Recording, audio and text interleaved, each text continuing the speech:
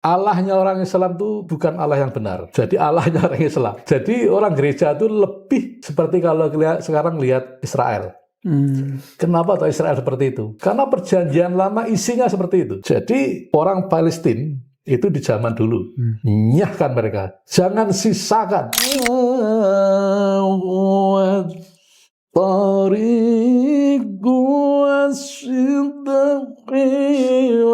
Allah berkata siapa? Yesus. Anak aku, huwa, ya aku inilah. Toriku jalan ke surga. Waduh. Wasidak dan jalan kebenaran. Kalau mencari kebenaran ya lewat akulah. Wal khayati dan kehidupan yang abadi di akhirat itu. Nah itu banyak umat muslim yang nggak ngerti anu. Bismillahirrahmanirrahim. Ya ayyuhalladzina amanu dukhulu fis silmi kaffah.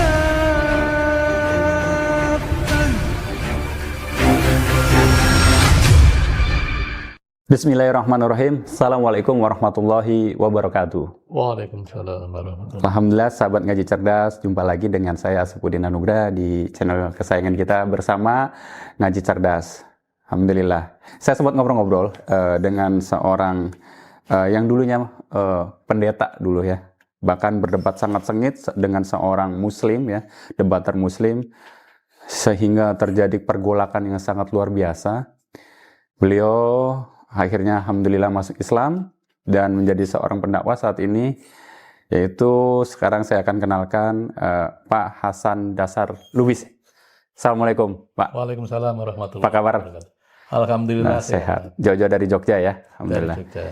Kita sekarang sedang berada di Sekretariat Mualaf Center Indonesia. Insya Allah menjadi tempat yang barokah karena seringkali di sini orang-orang bersahadat ya, bahkan berkonsultasi soal agama Islam. Baik, Pak Hasan, saya sudah melihat sudah mendengarkan beberapa informasi tentang Pak Hasan, sepak terjangnya, termasuk tadi yang saya sebutkan perdebatan ya. Debat itu acara debat atau perdebatan formal atau informal itu, Pak? Jadi itu perdebatan formal yang dulunya diawali dari kampus, kemudian di salah satu masjid. Oke, baik, alhamdulillah. Sebelum jauh kita ngobrol ya, mungkin sahabat ngaji cerdas atau teman-teman dari Baitul Maqdis ingin mengenal lebih dalam dulu nih, Pak Hasan itu siapa? Lalu kalau tadi disebutkan, tadi kan pendeta ya, insya Allah mantan pendeta. Nah ini dari gereja mana Pak? Saya dulu melayani di Gereja Persekutuan Maranatha Indonesia. Jadi kami satu tim dalam gereja itu sedang menginjil.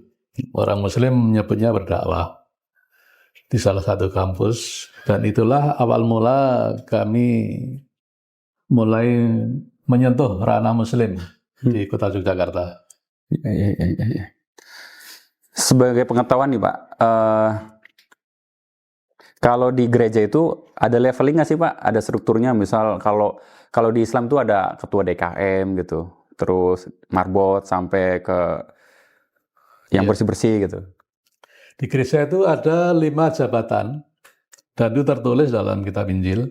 Yang pertama jabatan Rasul, yang kedua jabatan Nabi, yang ketiga jabatan penginjil, yang keempat jabatan gembala, dan yang kelima jabatan pengajar. Dan semua mereka disebut pendeta. Apa sih bedanya dari kelima jabatan itu? Rasul adalah seorang desainer sebuah pelayanan.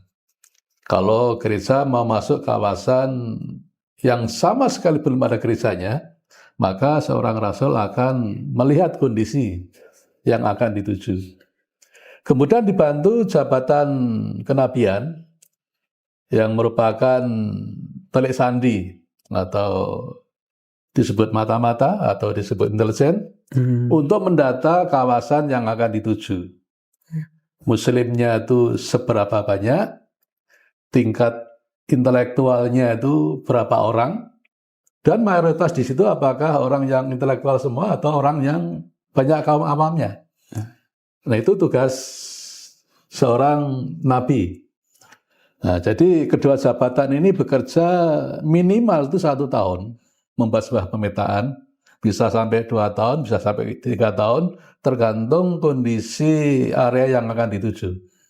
Nah, setelah nanti dokumen itu tersusun, maka akan diutuslah seorang penginjil atau seorang evangelis. Seorang evangelis ini katakanlah kalau di era sekarang disebut event organizer ya, untuk mengadakan acara akbar. Jadi nggak usah bicara agama, masyarakat sudah tertarik. Begitu tim evangelis turun ke lapangan, itu masyarakat sangat senang, bagaikan artis ya. Jadi ditarilah orang yang ganteng-ganteng, yang cantik-cantik, itu ya seperti layanan selebritis gitu ya. Belum aja datang evangelisnya, tapi sudah sambutannya sudah luar biasa. Nah, dari acara yang diadakan oleh evangelis, itu 1/10 akan terjaring. Kalau ada yang diundang 300, 30 orang dipastikan masuk jadi warga gereja. Semakin besar, semakin besar juga yang didapat. Kalau yang hadir 1.000 orang, itu dipastikan 100 orang itu akan terjaring menjadi warga gereja. Sebentar, warga gereja itu apa tuh? Nah, begini. Jadi ketika evangelis bekerja di lapangan dan merekrut orang, maka setiap 5 orang itu akan didampingi 1 orang konselor. Itu sudah banyak itu. Biasanya kalau gereja yang besar, punya SDM yang cukup, 2 orang akan didampingi oleh 1 konselor. Jadi selesai acara, 1/10 orang itu tidak akan dilepas oleh mereka. Kalau dulu banyak dikunjungi ya. Kalau zaman saya itu masih belum ada WhatsApp seperti sekarang ini. Langsung ya? Iya, didatangi ke rumah-rumah. Itu nggak akan dilepas sampai orang itu nanti jadi teman. Nah, justru ketika berteman itulah itu pintu pertama untuk menjadi warga gereja. Warga gereja tuh masuk?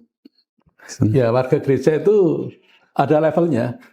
Bagi seorang yang pertama kali mengenal tim ini, itu berteman aja. Belum ada istilah bagaimana menyembah Tuhan, menyanyi, itu belum. Cuma berteman. Nah, biasanya kalau di kota pelajar, itu mereka sering mengadakan ulang tahun. Walaupun nggak ada ulang tahun, tapi didesain acara ulang tahun. Nah, itu yang menjadi animo mahasiswa itu luar biasa ya. Siapapun kalau diundang ulang tahun, pasti datang. Nah, itu jaring-jaring mereka. Ini pekerjaan evangelis dan tim.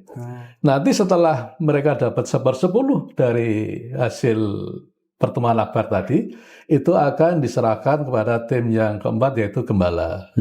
Gembala itu yang akan menjadi pengayom dalam komunitas itu. Tentunya ada levelnya. Jadi tahap awal tuh terus banyak kulineran lah. Bikin acara yang banyak kuliner. Itu seorang gembala. Ada levelnya nanti 3 bulan kok orang ini sudah sangat akrab gitu ya. Levelnya dinaikkan, sebelum kita makan, marilah kita berdoa. Oh, udah mulai tuh ya. Tujuannya apa?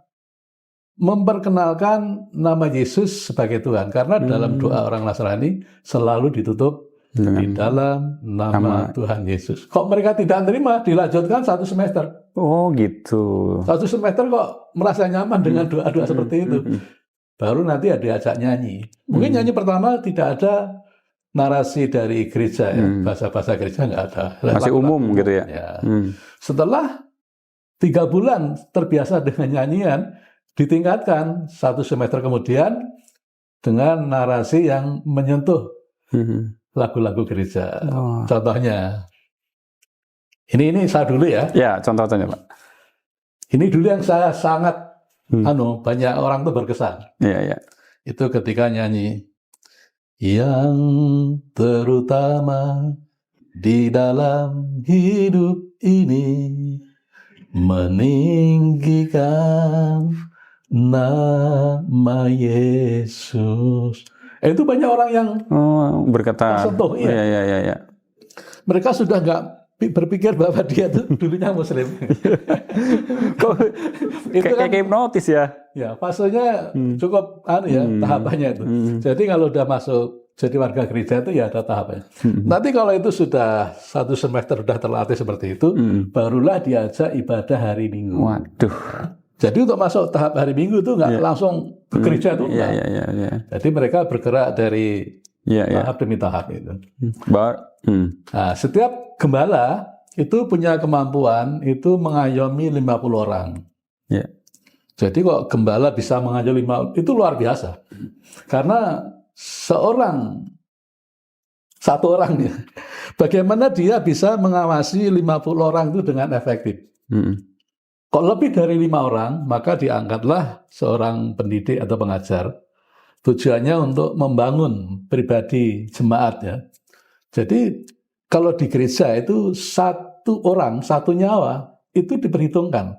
Mendidik 1 jemaat itu seperti mendidik apa ya? Ini kan jiwa dari Tuhan. Iya. Nah, pahalanya, kalau bahasa Muslimnya pahalanya. Kalau ada 1 orang yang masuk gereja, itu ketika nanti di akhirat, itu seluruh malaikat di surga itu memberikan aplaus. Siapa saja yang nggak suka disambut malaikat? Kita aja kalau bertamu, mengisi acara, nyanyi, disambut ribuan penonton senang. Ini malaikat di surga, semuanya bersorak. Baru memperhatikan 1 jiwa yang benar-benar ingin hidup dalam Tuhan. Nah, itu bahasa gerejanya. Gitu. Apalagi 50 tadi ya, 50 jiwa ya. 50. Nah, sebetulnya untuk mengembalakan 50 itu seorang gembala ya, itu sudah punya ada kelompok ya. Setiap 15 minimal ada 3 kelompok, 3 ketua kelompok. Karena setiap ibadah hari Minggu itu pendeta itu 15 menit pasca dimulainya, itu ketua kelompok sudah nyetorkan data yang hadir fulan ini. Yang tidak hadir misalkan 10 tahun langsung. Maka begitu selesai acara ibadah hari Minggu, itu ada briefing singkat, nanti pendeta gembala itu akan menginstruksikan kepada ketua kelompoknya, tolong cari tahu kenapa penyebabnya. Nah ini yang saya rasakan ketika menjadi seorang, kenapa tuh habis sholat tuh menghadap jamaah. Wah ternyata siapa sih yang nggak hadir jamaah? Itu bukan dicuekin. Kalau di gereja betul-betul 1 jiwa itu diperhatikan ya. Perhatikan. Misalkan ada 1 jiwa nggak datang di hari Minggu. Ternyata informasinya kerja lembur. Harusnya kan istirahat. Hari Minggu itu hari Sabat, hari berhentinya orang bekerja untuk membagi waktu dengan Tuhan. Kalau orang Muslim masih setiap hari ya. Jadi gereja itu minimal seminggu sekali lah. Hari Sabat itu harus berhenti ibadah, jangan untuk kerja. Kalau ketahuan informasinya, wah ini sedang kerja karena membiayai putranya yang sedang kuliah. Oh kalau gitu gini, kita akan berkunjung ke tempatnya, ke rumahnya. Kita bawakan berapa biaya yang dibutuhkan. Nanti lain hari, kalau hari Minggu jangan lembur. Jadi ada pertolongan, ada empati. Termasuk juga kalau nggak bayar perpuluhan ya, perpuluhan itu ibadah wajib dari gereja. Itu tugas gembala itu. Kok bulan ini nggak setor perpuluhan? Warga gereja itu sangat taat ya. Ini konteks gembala ya, jabatan seorang gembala. Dengan apakah manusia itu disebut pencuri? Sedangkan di surga itu nggak ada, pencuri nggak akan masuk surga. Yaitu ketika Tuhan memberikan rizki dan 1/10 dari rizki tidak dikembalikan ke rumah Tuhan, dia adalah pencuri. Jadi orang Nasrani itu kalau nggak bayar perpuluhan, itu sama halnya berani masuk neraka. Gitu. Ngeri juga dalilnya ya. itu di Malaike 3 ayat 10 ya. Itu sangat terkenal di gereja itu. Dan orang gereja itu nggak usah dikasih undang-undang pajak, mereka taat pajak. Bahkan pajaknya double. Ke gereja 10%, PPN juga 10%. Oh ya gitu ya? Iya. Apalagi yang anggota jemaatnya itu bos gudang garam gitu. Iya. Maka gereja itu banyak duit itu dari situ. Gerejanya makmur ya. Nah, nanti dari sekian banyak jemaat ini akan diperhatikan, dibantu oleh seorang pengajar. Bagaimana menjadi jemaat yang baik. Itu 5 jabatan. Semuanya itu pendeta. Baik. Kalau selama ini kan kita taunya ya pendeta aja ya. Ternyata ada tingkatan-tingkatannya, 5 fungsi. Nah, selain pendeta juga, Pak, saya itu pernah dengar soal misionaris ya, yang Jadi misionaris itu bisa sholat, bisa baca Injil berbahasa Arab. ya. Ya, ini salah satu contoh ya. Ini orang Muslim sangat menerima, bahkan qasidah-qasidah Arab juga ada. Padahal itu lagu gereja. Lagu gereja. Itu kalau orang Muslim awam nggak tahu ya. ditirukan, padahal itu meninggikan nama Yesus. Contohnya gereja memakai Injil berbahasa Arab itu gini. Qala yasu'u anna huwa tariqu was-sidqi wal hayat. Itu kalau orang Muslim nggak ngerti. Langsung jawab Allah ya. Ya, dijawab Allah. Pernah saya di Jawa Barat itu di Padalarang ya. Iya.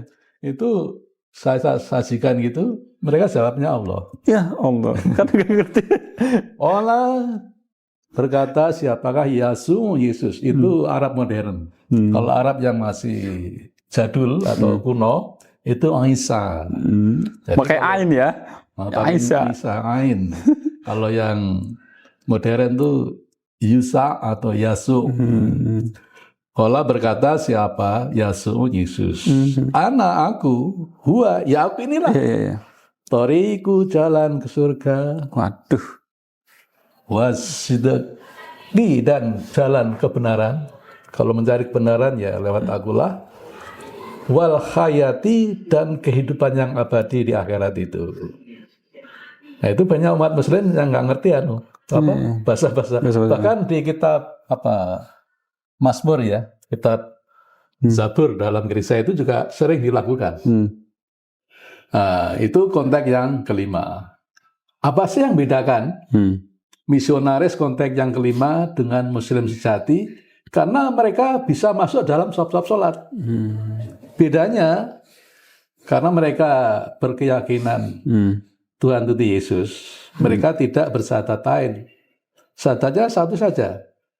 Asyhadu alla ilaha illallah. Sudah selesai. Udah enggak. Mereka tetap sholat. Mereka bisa doa iftitah, bisa al-fatihah, bisa surat pendek.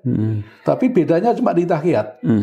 Mereka tidak mengatakan asyhadu alla ilaha illallah wa asyhadu anna muhammadar rasulullah. Itu tidak. Nah, itu konteks yang kelima. Kemudian dalam majelis-majelis taklim, kan mereka juga ada pengajian, semacam pengajian. Itu tidak pernah bersolawat atas Nabi. Tidak pernah melantunkan Allahumma sholli ala Muhammad wa ala ali Muhammad. Tidak pernah. Ini pernah terjadi di daerah Bogor, di Bandung Barat. Bandung Barat waktu itu ada direktur pesantren tanya ke saya, ini ada majelis taklim kok aneh, itu misi C5. Gitu ya? Karena nggak pernah melantunkan sholawat. Setiap kali buka majelis taklim itu nggak pernah ada kata sholawat. Kemudian di Sampang Madura, saya juga ditanya ulama di sana, ini ada pengajian tapi aneh, yaitu misi C5. Jadi misi C5 ini sasarannya orang awam.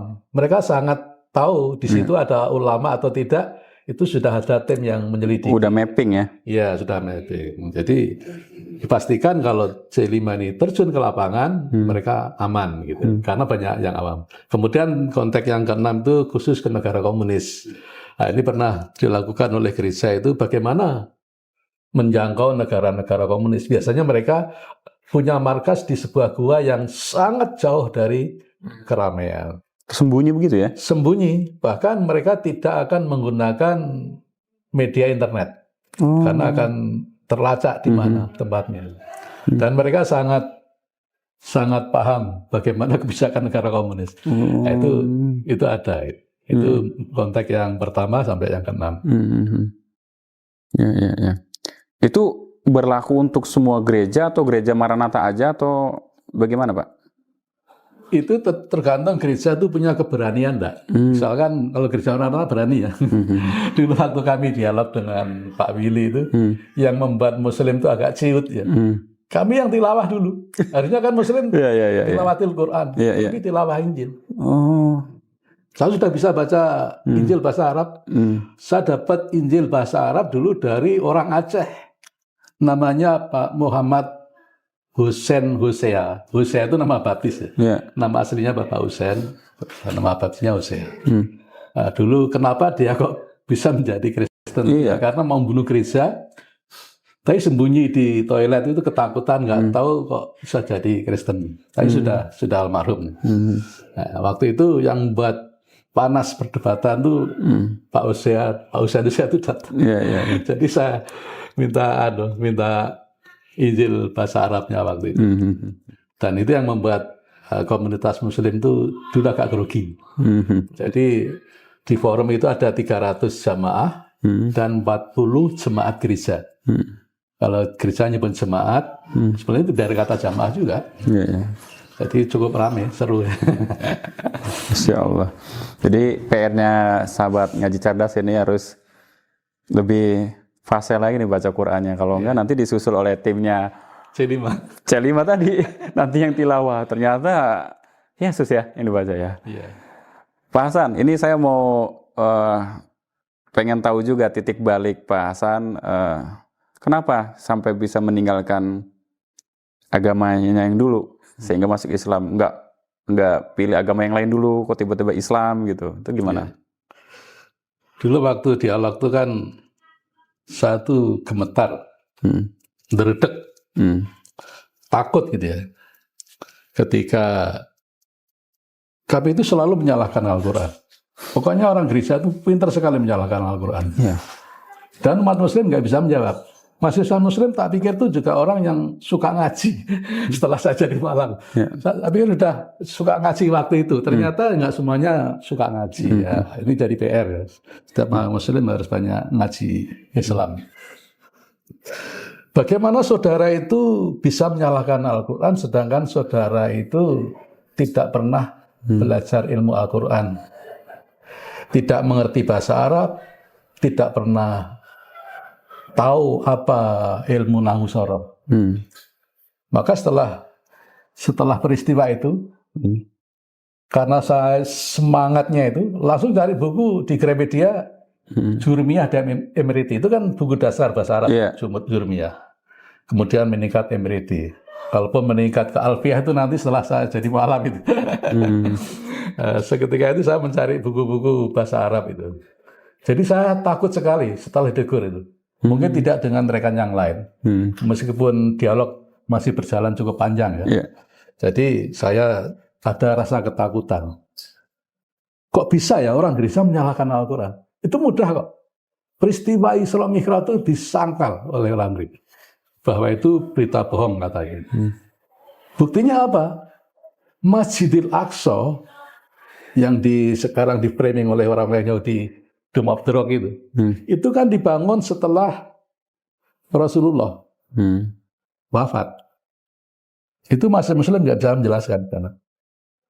Bahkan karena IT waktu itu tidak sehebat sekarang, komplek Masjidil Aqsa itu nggak tahu Aqsa itu yang mana, karena di situ ada dua masjid, satunya kubahnya warnanya hijau, satunya kubahnya warna kuning. Nah, yang diketahui oleh umat Muslim pada waktu saya dialog itu, kami dialog itu yang warna kuning. Jadi Aqsa itu yang kuning. Umat Muslim belum tahu bahwa Aqsa itu yang kubahnya hijau. Jadi satu poin itu kami menang. Sebenarnya kami juga tahu bahwa itu bukan. Kami itu salah itu tahu. Kemudian banyak hal itu yang membuat pihak Muslim itu kalah. Contohnya, kalau memang nabimu itu bisa menunjukkan jalan yang benar, kenapa masih doakan Allahumma sholli ala Muhammad wa ala ali Muhammad? Saya ngertinya juga setelah ngaji di pondok. Oh, arti sholawat itu ini. Nah, itu dibantah oleh gereja seperti itu, Mas Yasa belum juga nggak bisa menjawab. Akhirnya yang menjadi perenungan saya, kalau orang Muslim belajar Al-Quran, itu membaca Al-Quran dengan teks asli dan dipelajari secara seksama bagaimana memahami ayat-ayat ini. Kemudian saya balik, kok saya nggak mempelajari Injil seperti orang Muslim? Kok semua Injil berbahasa Indonesia? Terus kalau terjadi kesalahan translate, siapa yang bertanggung jawab? Akhirnya saya mengoreksi saya sendiri. Itu dialog masih jalan terus.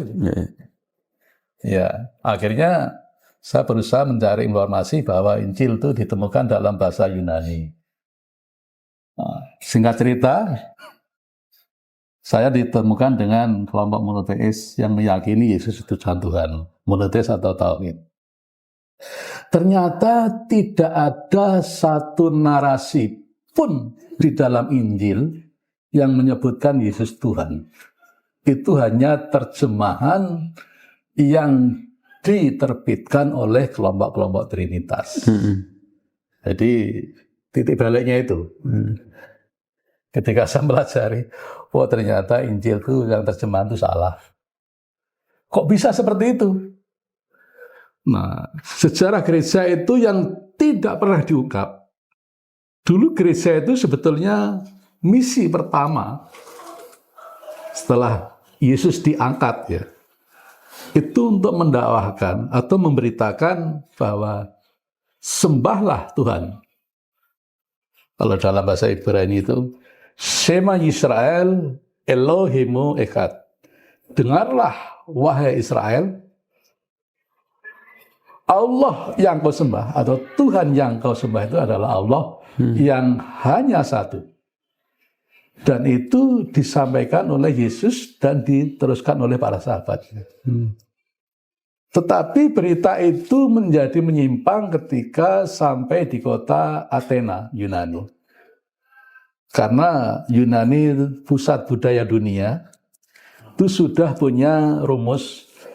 Di dunia ini tidak ada kata satu yang the only, itu nggak ada. Satu itu pasti ada unsur lain. Ada satu botol, katakanlah kemasannya aja. Nggak mungkin plastik itu satu. Plastik adalah gabungan dari molekul-molekul plastik. Dan itulah kata satu di dalam cendekiawan Yunani. Sehingga ketika ada berita Yesus, sebelum Yesus ada tokoh yang bernama Arkilis, disebut anak dewa. Ini Yesus lebih hebat, bisa menghidupkan orang mati. Berarti dia juga di atasnya Arkilis. Maka disebut anak dewa di sana. Di Indonesia menjadi sebutan dewa diganti dengan kata Allah, anak Allah. Nah dari situlah akhirnya ajaran Nasrani itu mengalami penyimpangan. Kalau Islam menyebutnya bid'ah. Ajaran yang asli yang disimpangkan, itu di negara Yunani. Jadi gereja itu sebetulnya akarnya ada dua itu. Yang monoteis atau tauhid diprakarsai oleh Imam Arius, yang Trinitas diprakarsai oleh Imam Athanasius. Nah itu yang membuat pemikiran saya akhirnya mulai titik temunya, ketemu.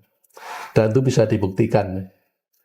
Bisa dibuktikan ada naskah-naskah Injil yang menyimpang, yang seharusnya nggak seperti itu, akhirnya menyimpang. Nah, setelah tadi gemetaran di awal dialog itu ya, akhirnya membawa saya belajar untuk mendalami Islam dan juga mendalami Injil sendiri.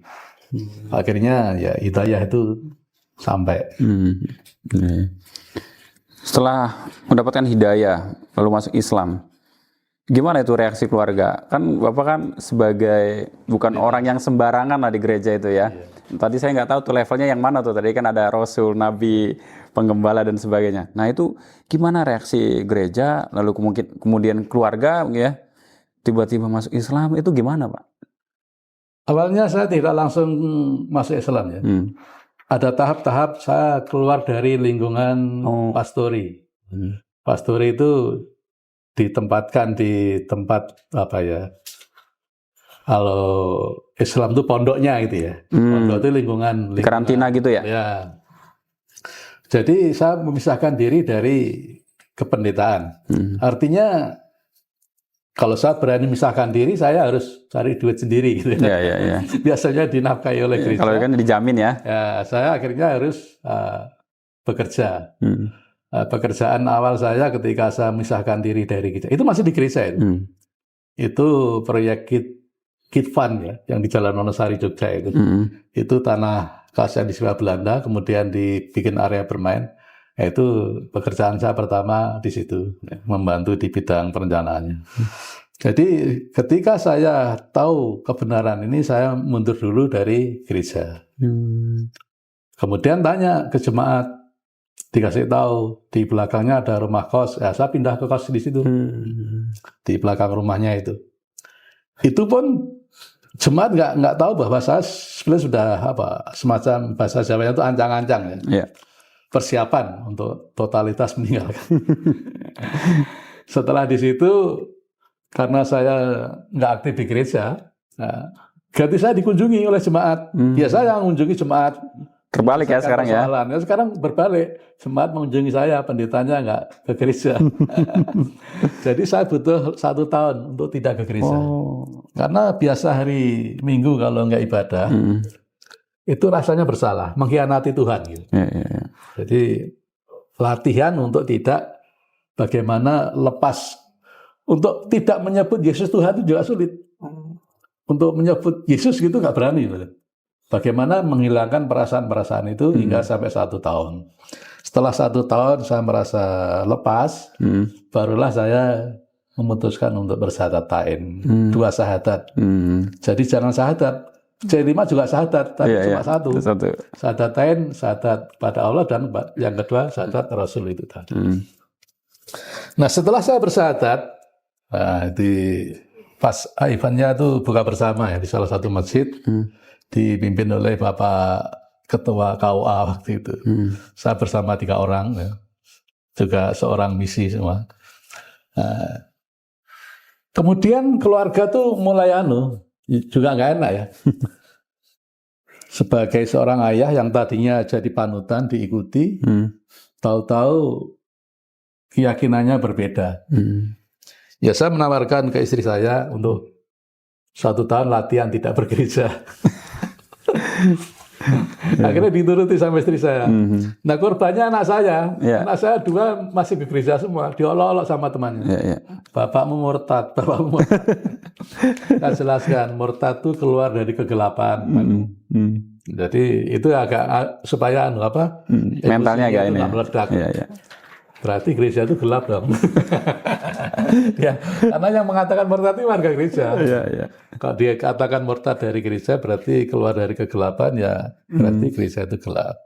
Setelah 1 tahun, istri saya mulai berani memulai Islam. Itu pun ada kejadian lucu ya, pas Idul Fitri. Ya. Karena masih terbiasa nyebut Yesus. Saya kan duduk di kursi panjang itu. Istri saya nggak tahu, saya duduknya di ujung. Ketika saya berdiri kan, jomplang. Balik gini, itu bukan istirja. Sudah pakai kerudung, disaksikan orang lain, teriaknya, iya Tuhan Yesus. Kamu sudah pakai kerudung ya? Disaksikan orang nggak ada orang. Ya ada orang menyaksikan mungkin nggak perhatian. Nggak lah. Yang keluar itu apa? Istirjanya tuh.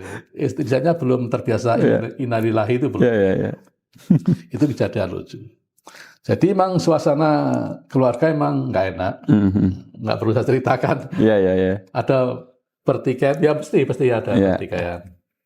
Nah, ketika saya menghancurkan penghargaan, anak-anak saya tolong pialanya piagamnya itu diselamatkan semua. Karena tahu dokumen-dokumen saya sudah saya hancurin, ngerti gitu. Saya dulu nggak saya hancurkan tak pakai bukti. Ya. Saya setelah terjun di dunia dakwah itu, kenapa dulu saya Hancurin ya. buang? Iya. Karena waktu itu belum ada ya flash disk itu belum ada waktu iya. itu. Setelah itu anak saya mulai nggak nyaman lah di gereja, karena orang tuanya sudah keluar, tapi dua-duanya masih di gereja. Akhirnya saya suruh latihan anak yang pertama itu. Latihan 1 tahun nggak gereja, ya diikuti. Maka setelah 1 tahun adaptasi, memang perasaan yang berat ketika meninggalkan gereja. Anak saya kemudian masuk Islam yang Alhamdulillah. Yang lama itu adiknya setelah 5 tahun. Kenapa 5 tahun? Untuk memutus mata rantai pertemanan. Itu putusnya ketika masuk perguruan tinggi. Jadi teman dari SD sampai SMA itu lepas semua. Iya. Nah, maka setelah masuk perguruan tinggi baru minta disadarkan. Lingkungan baru ya. Ya. Setelah itu kami sudah sekeluarga. Ya. Alhamdulillah. Cuma untuk belajar Al-Quran levelnya ya beda-beda ya. Istri saya sampai sekarang tuh belajarnya masih masih belajar. Mungkin makhrajnya ya agak mending sekarang. Cuma tajwidnya yang kurang. Iya. Nah, kalau anak saya yang perempuan yang pertama itu juga bisa tapi pelan. Yang lama adiknya itu sampai sekarang tuh misalnya surat pendek ya itu aja. Iya. Bismillah. Udah masuk di dunia kerja. Insya Allah Allah mudahkan. Kondisi keluarga ya. Tapi alhamdulillah sudah Islam semuanya. Alhamdulillah. Alhamdulillah, semoga terus diistiqomahkan ya. Amin. Alhamdulillah. Pak, biasanya kalau seorang pendeta atau orang yang dulunya mempunyai jabatan penting di gereja gitu ya, ketika masuk Islam masih ada nggak ayat-ayat yang diingat gitu ya, dan itu masih digunakan ketika masuk Islam, ketika sudah masuk Islam? Salah satu ayat yang sangat familiar di tengah jemaat itu Yohanes pasal 1 ayat 1. Apa tuh isinya, Pak? Bunyinya gini. Pada mulanya adalah firman.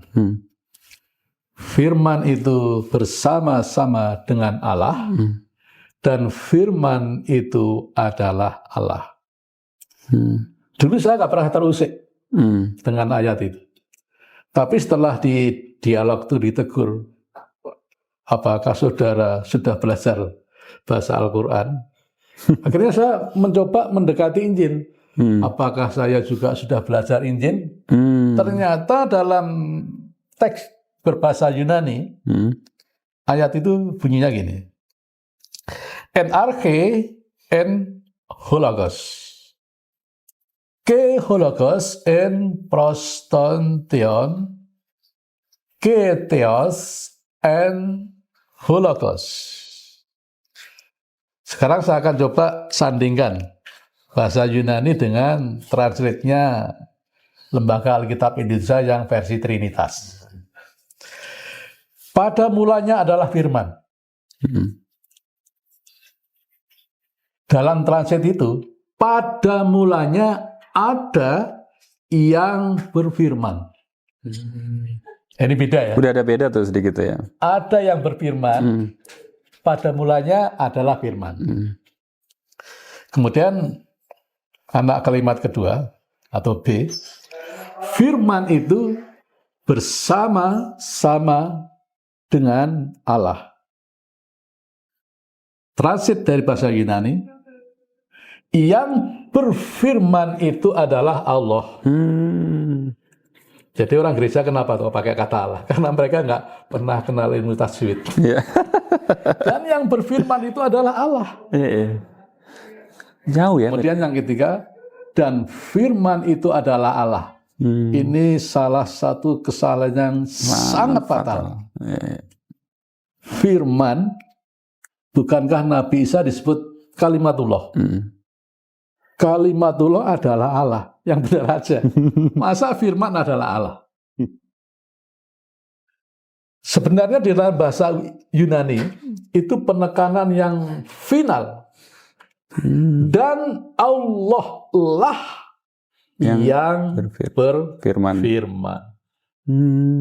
Atau bahasa Grecia, dan Allah lah yang berfirman. Jadi itu menceritakan subjek yang utama dalam ayat itu adalah kemahakuasaan Allah. Tapi firman kok bisa disebut Allah, ini sebuah penyimpangan dari doktrin Trinitas. Nah itu yang sampai sekarang tuh saya ingat-ingat kalau ketemu teman-teman lama tuh.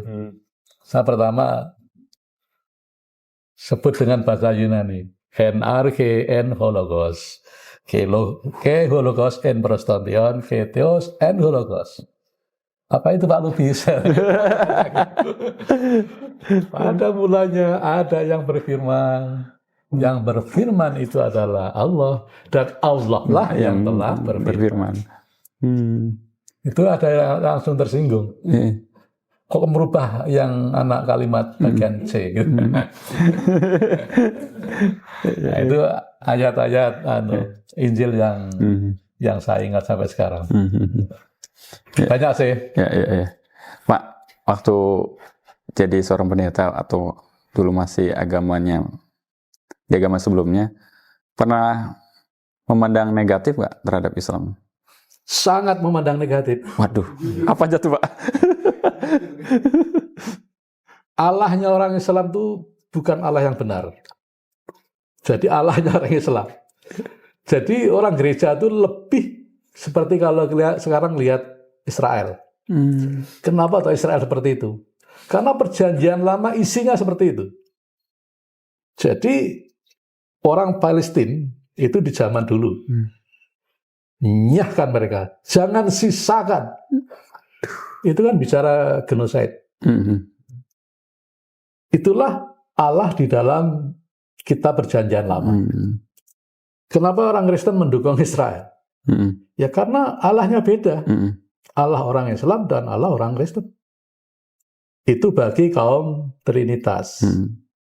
Ya, jadi kami dulu ya sangat benci ya dengan Islam itu. Gereja itu ya sangat menganggap Islam itu terlalu kasar, radikal gitu. Nah gitu. Tapi alhamdulillah sekarang sudah dibuka matanya Pak ya. Alhamdulillah. Pak, ini mungkin di episode lain nih yang bahas itu ya. Nah, sekarang tadi di awal saya sudah singgung-singgung soal debat dengan Pak Lasiman. Jadi sahabat ngaji cerdas maupun Baitul Maqdis yang belum tahu Pak Lasiman ini, beliau juga debat terus Muslim ya Pak, dulu dengan beberapa pendeta dan sebagainya, termasuk dengan Pak Hasan ini. Nah, saat dengan debat dengan Pak Lasiman ini, apa Pak, argumen apa yang sangat sengit dipertahankan oleh Pak Hasan? Bismillahirrahmanirrahim. Assalamualaikum warahmatullahi wabarakatuh. Saya Fandi Wiyogo Gunawan dari Mu'alaf Center Indonesia. Alhamdulillah, Mu'alaf Center Indonesia berdiri sejak tahun 2014 dan sudah tersebar di berbagai provinsi di Indonesia. Dan juga Mu'alaf Center Indonesia telah mensyahadatkan ribuan orang untuk masuk ke dalam Islam. Mu'alaf Center Indonesia selain memiliki program yaitu pensyahadatan, memiliki program-program lain yang meliputi dari pendampingan, pembinaan, serta advokasi terhadap mu'alaf. Selain program pensyahadatan, Mu'alaf Center Indonesia memiliki program di daerah 3T, yaitu daerah yang tertinggal, terdepan, dan terluar. Di mana daerah-daerah 3T ini adalah daerah-daerah yang memiliki muslim secara minoritas atau kecil prosentasenya dibanding agama-agama lain di daerah tersebut.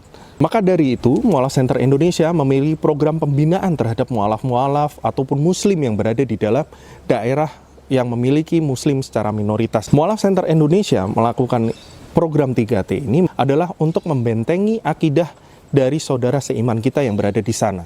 Karena akidah mereka ini sangat rawan dan rentan untuk dimurtadkan kembali atau keluar dari Islam kembali. Mu'alaf Center Indonesia mengajak kepada saudara muslim di luar sana untuk memberikan effort terbaik kepada Mu'alaf Center Indonesia supaya kami bisa terus menjalankan program-program ini dengan baik. Mu'alaf Center Indonesia mengajak sahabat ngaji cerdas untuk ikut berkontribusi dalam program-program Mu'alaf Center Indonesia yang meliputi pembinaan, pendampingan, serta advokasi mu'alaf, serta di daerah program 3T. Bagi sahabat ngaji cerdas yang ingin bersama-sama berkontribusi dalam dunia dakwah dan juga mendukung program dakwah Mu'alaf Center Indonesia, bisa melalui nomor rekening Bank Syariah Indonesia 99777 88762 atas nama Mualaf Center Indonesia. Untuk konfirmasi bisa ke admin Ngaji Cerdas di nomor 0821 1315 5743. Bagi sahabat Ngaji Cerdas yang sudah ikut berkontribusi kepada dakwah Mualaf Center Indonesia, kami ucapkan jazakumullah khairan katsira. Bismillahirrahmanirrahim. Assalamualaikum warahmatullahi wabarakatuh. Ya, kembali lagi ya teman-teman sekalian yang dirahmati oleh Allah Subhanahu wa taala. Bersama dengan saya Hendriko Santoso selaku narasumber di Ngaji Cerdas, mencerdaskan umat.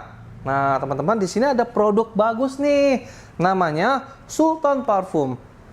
Parfum para perindu surga. Nah, di sini ada 4 macam produk nih. Yang pertama, parfum dengan aroma Raudhah. Parfum dengan aroma Hajar Aswad, parfum dengan aroma kasturi, dan yang keempat adalah parfum aroma 2000 bunga. Nah, kalau teman-teman sekalian sedang umroh, lalu pulang ke tanah air dan rindu dengan suasana di Masjidil Haram maupun di Masjidil Nabawi atau di Mekah dan Madinah, teman-teman bisa beli nih Sultan Parfum dengan aroma-aroma yang menyesuaikan dengan suasana di Mekah ataupun Madinah. Nah, selain teman-teman beli parfum ini, nanti teman-teman dapat bonus gratisannya juga. Apa aja sih teman-teman gratisannya? Nih, yang pertama nanti teman-teman dapat kitab atau buku saku zikir pagi dan petang sesuai dengan sunnah. Nah, yang kedua, teman-teman nanti dapat gratis tasbih nih. Wah, lucu banget ya, imut nih. Bisa dibawa kemana-mana. Yang ketiga, nanti teman-teman dapat juga nih kertas untuk bagaimana sih parfum ini digunakan untuk saat suasana apa aja. Di sini udah dijelasnya teman-teman semua. Nah, jadi teman-teman jangan lupa nih dibeli, informasinya ada di sini nih. Nah, dengan teman-teman membeli produk parfum Sultan ini, teman-teman sama saja dengan membantu operasional dakwahnya channel YouTube Ngaji Cerdas. Nah, luar biasa kan?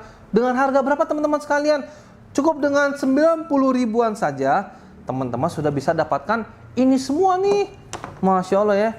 Ini semua nih, semua teman-teman bisa dapatkan hanya dengan 90 ribuan rupiah. Teman-teman juga sudah termasuk membantu operasional dakwah, support channel YouTube Ngaji Cerdas. Nah, luar biasa kan? Nah, jadi tunggu apa lagi teman-teman ya? Segera hubungi di sini nih, di link yang tertera di bawah ini ya. Terima kasih ya teman-teman sudah menonton. Assalamualaikum warahmatullahi wabarakatuh. Dengar kata mubalah ya di situ itu. Apa itu ya? Apa itu mubalah? Karena saya tidak melihat respon waktu itu, saya mikirkan saya sendiri. Jadi yang lebih menderita itu wakil gembala yang memimpin jalannya perdebatan. Akhirnya beliau kan juga kena stroke. Sudah ada jawaban secara alamiah ya, tanda-tanda alam. Itu kami juga belum mau menyerah. Akhirnya lambat laun kami mengundurkan diri secara teratur. Jadi semakin dikurangi lagi jadwal itu. Ya, itu sebenarnya sudah langkah yang sudah final, kalah ya. Belum lama juga duka itu hilang. Ketika wakil gembala ini pulang kampung di tempat istrinya di Cirebon, terjadilah kecelakaan yang mengakibatkan istri dari wakil gembala ini meninggal. Bismillahirrahmanirrahim. Ya ayyuhalladzina amanu dukhulu fis silmi kaffah.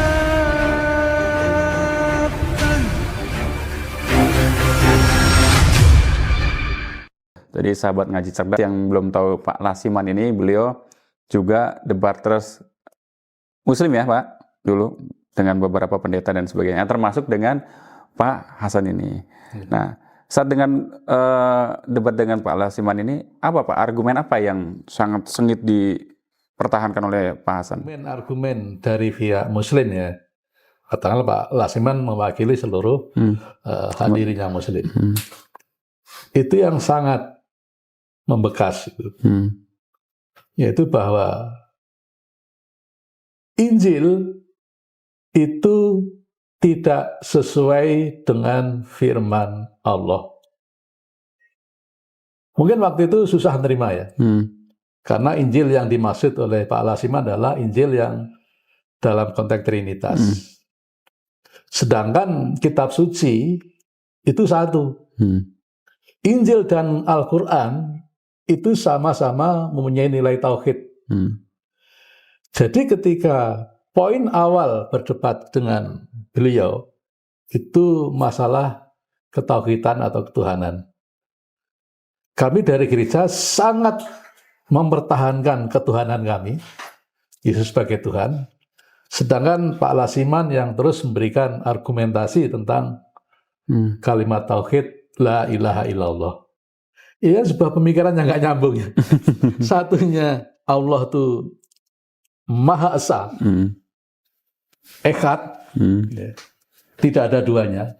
Qul huwallahu ahad itu. Itu waktu itu kami ya susah menerima. Jadi yang namanya Tuhan itu Maha Pengasih. Nah, gambaran kami Tuhan itu ya Yesus itu Maha Pengasih. Disakiti nggak membalas, malah mendoakan gitu. Sementara Allahnya orang Muslim itu sangat keras. Ternyata itu Allahnya orang Yahudi. Pemahaman orang Yahudi yang keras itu, bukan pemahaman orang Muslim. Jadi argumen ketauhidan ini yang membuat saya terusik. Sehingga saya mengkaji baik Al-Quran maupun Injil. Ternyata memang bicara ketauhidan. Maka jalan hidayah saya itu setelah bergereja di gereja Trinitas, Allah ketemukan dengan gereja monoteis. Yang oneness ya? Ya, jadi dalam bukunya itu One True God, The Only God. Ada buku berjudul The Only God, itu karya Pastor Eric Chang.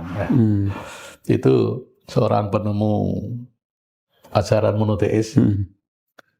Dan itu yang membuat saya tuh lebih mengkaji lebih dalam karena Pastor Eric Chang itu mengkritik adalah Injil palsu yang mengajarkan tentang kekayaan. Wah, tersinggung waktu itu saya. Bukunya bahasa Inggris dalam apa? Judul Komitmen Total. Bagaimana menjadi orang yang beriman itu sebenarnya, itu bicara soal keimanan, iman yang sepenuhnya. Nah, itu mengangkat tentang monoteis atau ketauhidan. Jadi perdebatan dengan Pak Lasiman yang menjadi fokus perhatian saya adalah ke keimanan tauhid itu. Maka setelah saya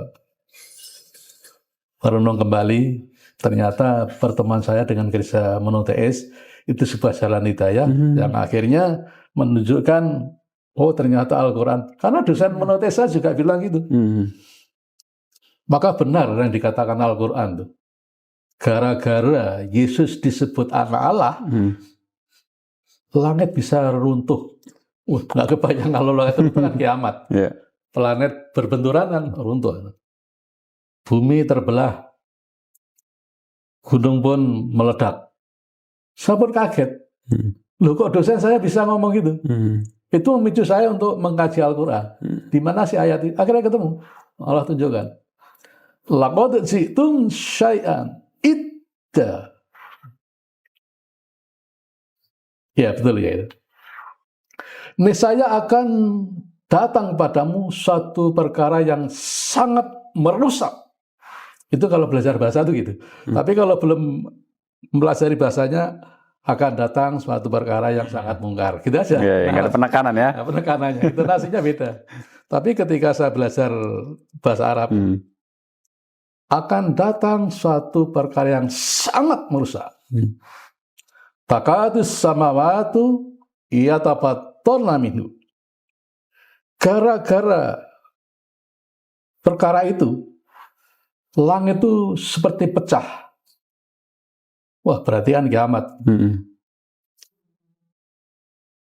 Takadus samawatu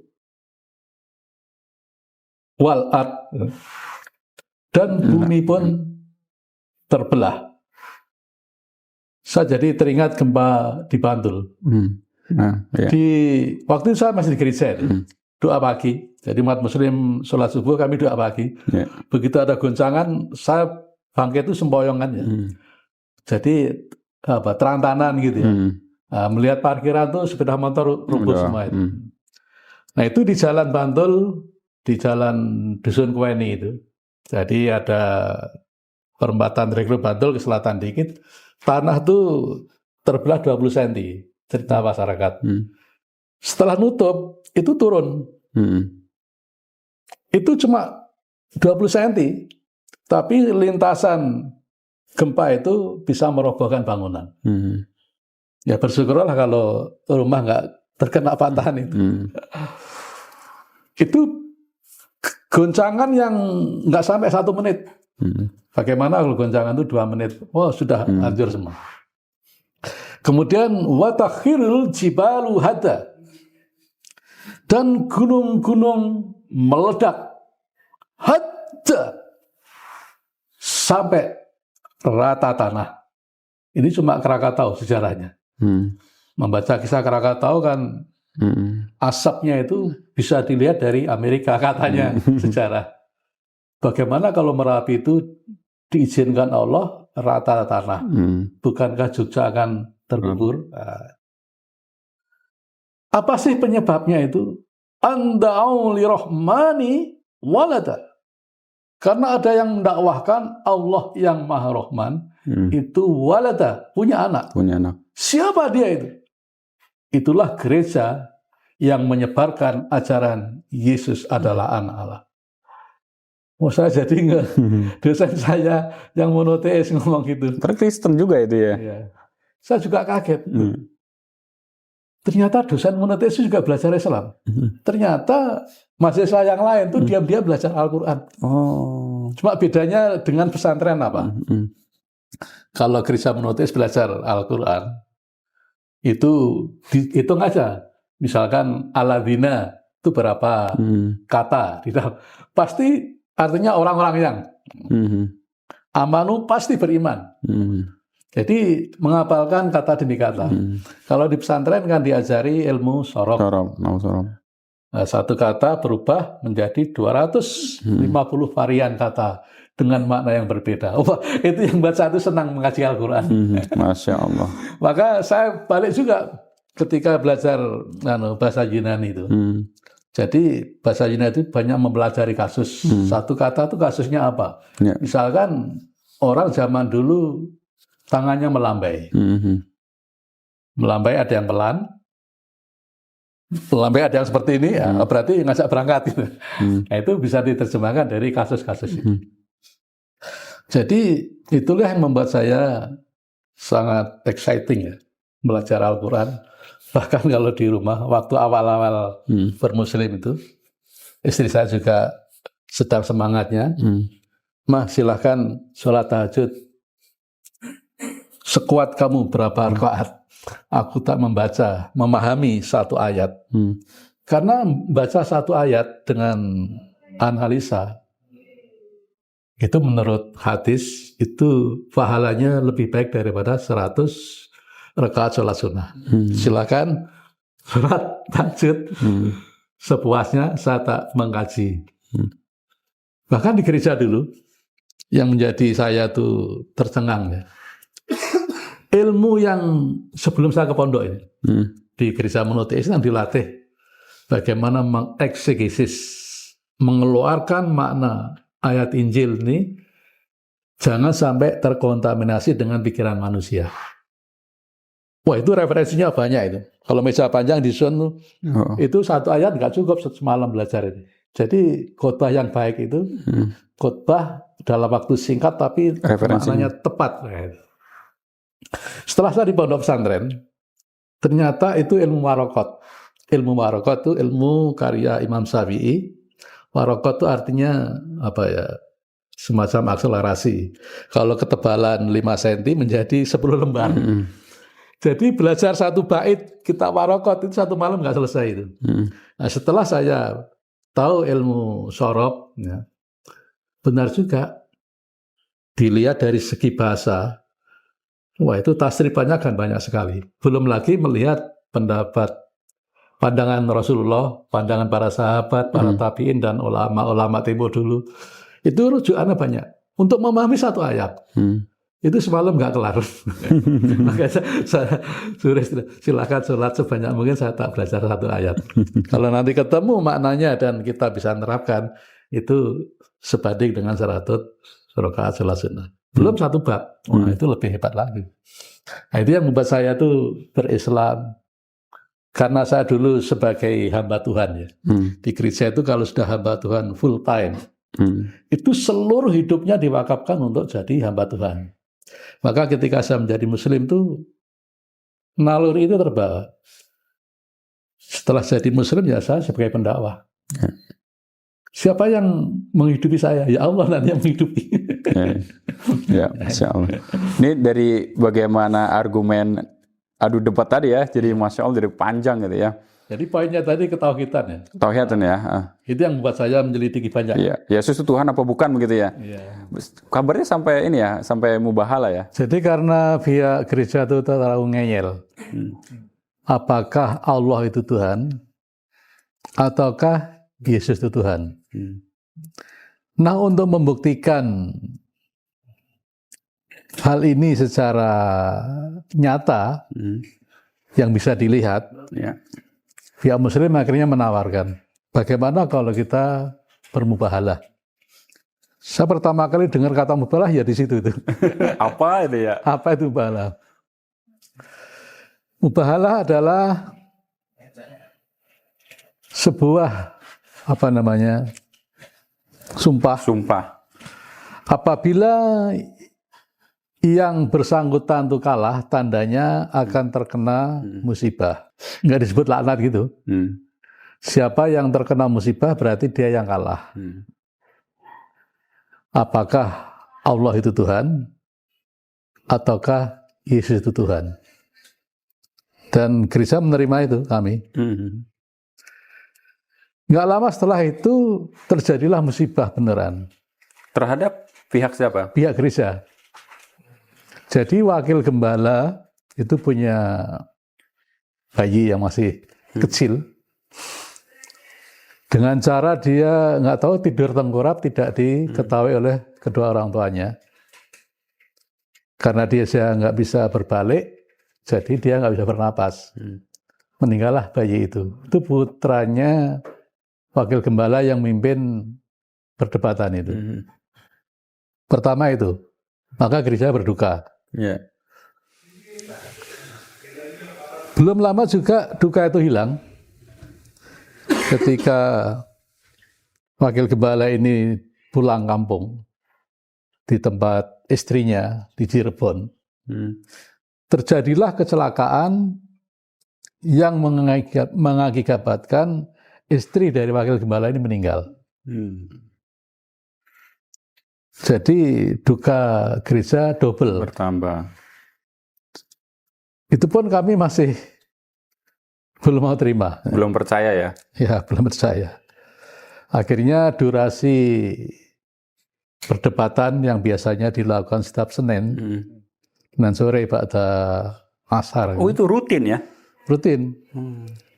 Akhirnya ditunda sampai sebulan sekali. Nah, dari mubahalah ini sudah terjawab. Allah itu Tuhan atau Yesus itu Tuhan. Yang meyakini Allah, dia tidak terkena musibah. Yang meyakini Yesus sebagai Tuhan, dia terkena musibah. Sudah ada jawaban secara alamiah ya. Tanda-tanda alam. Itu kami juga belum mau menyerah. Akhirnya lambat laun kami mengundurkan diri secara teratur. Jadi semakin dikurangi lagi jadwal itu. Ya, itu sebenarnya sudah langkah yang sudah final, kalah ya. Karena dalam akhir mubahalah itu pihak gereja mengalami musibah. Cuma itu nggak diakui bahwa itu sebuah kesalahan. Pihak gereja tetap meyakini Yesus adalah Tuhan. Nah, saya sendiri yang secara pribadi ya, walaupun masih satu tim waktu itu, mulai berkaca, bermuhasabah, mawas diri. Ya akhirnya saya memisahkan diri dari mereka. Setelah perdebatan, setelah debat dan tadi ada mubahalah tadi, banyak juga nggak jemaat itu yang sadar atau sama juga sama pihak gereja, nggak percaya? Karena saya tidak melihat respon waktu itu, saya mikirkan saya sendiri. Jadi yang lebih menderita itu wakil gembala yang memimpin jalannya perdebatan. Akhirnya beliau kan juga kena stroke. Oh, akhirnya beliau kena. Ya, kena stroke. Itu kasihan ya. Merasa dengar berita itu kasihan ya. Akhirnya ya saya memisahkan diri dari mereka secara pelan-pelan dan keluar dari tim misi yang ada di situ. Selain itu Pak, selain mubahalah terus tadi juga ada sentuhan-sentuhan terhadap Al-Quran. Ada momen nggak? Momen yang benar-benar menggoncang keyakinan Pak Hasan setelah debat itu Pak? Saya terguncang karena secara keilmuan, ya via gereja salah ya. Pertama dia berdebat tidak bukan kapasitasnya sebagai seorang teolog. Bahkan seorang teolog gereja ini yang menyoroti Bapak Gereja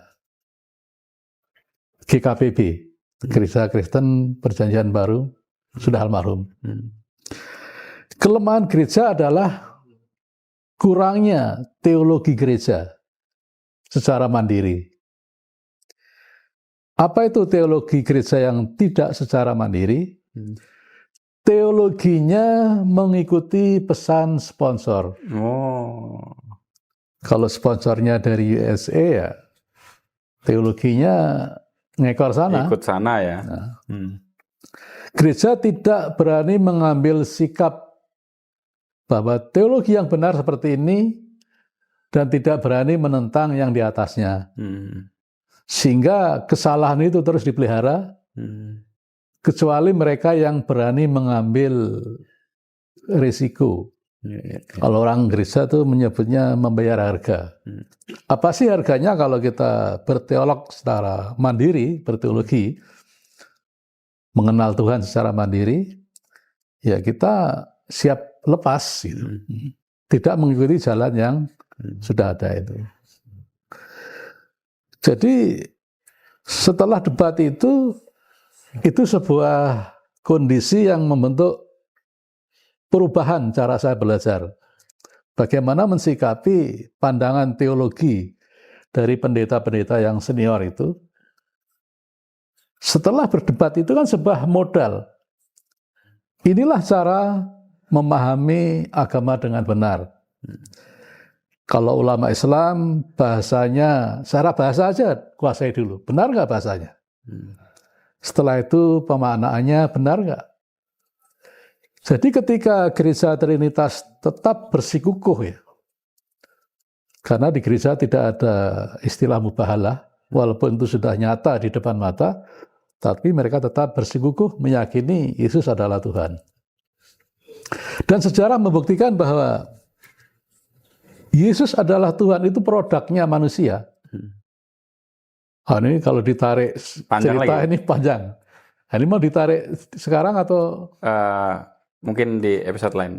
Karena Ya, kan nanti perjanjian menyepakati bahwa Yesus itu Tuhan itu loh. Ya, itu ketika di kota kecil ya, di selatan Konstantinopel, itu ada kabupaten. Kalau di sini kabupaten Kabupatennya. ya. Itu ada kota namanya Nikea. Iya, Di kota Nikea itulah dideklarasikan bahwa Yesus adalah Tuhan oleh seorang kaisar yang tidak pernah mengenal agama, karena kaisar ini penyembah dewa matahari.